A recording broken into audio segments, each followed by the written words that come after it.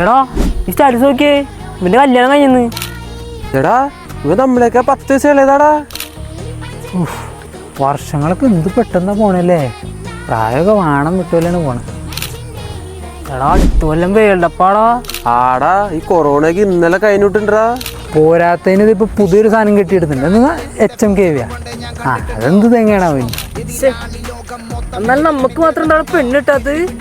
ഒറ്റണത്തിനാണ് ഈ കല്യാണം വേണ്ടാന്നാ പറയണ. ബാക്കിയുള്ള പെണ്ണുങ്ങൾക്കാണെങ്കില ഓൾറെഡി സെറ്റാണ്. പിന്നെ നമുക്ക് അവിടെ നിന്ന് കിട്ടൂടാ പെണ്ണൊക്കെ. അതൊക്കെ കിട്ടൂടാ, കാശുണ്ടായാൽ മതി.